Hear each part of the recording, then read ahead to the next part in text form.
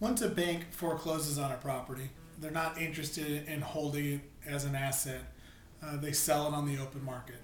At that point, it's called an REO, which is real estate owned property.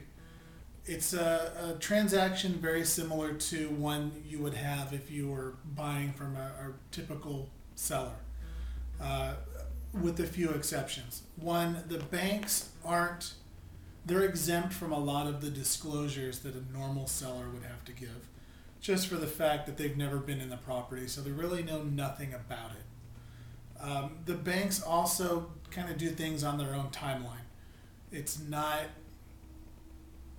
with a typical seller, you send over paperwork, you might get it back the next day. Chances are that's not going to happen with the bank.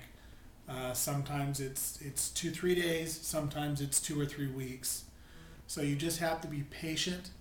The banks are dealing with thousands of sales, and basically your paperwork is sitting in a pile and they're working their way through it. So you can get a great deal with a bank-owned property. The banks are pricing their homes very aggressively because they want to get rid of them. Chances are they're not going to do anything to fix up the property. They won't be doing any repairs. Sometimes, if there are kitchen appliances or an air conditioner missing, they will replace those. But don't go in asking for repairs to be made, because chances are it's not going to happen. The one nice thing about bank owned properties is the banks will typically give you a 3% credit back to help with your closing costs. Uh, Almost without blinking an eye. It's just something they'll do.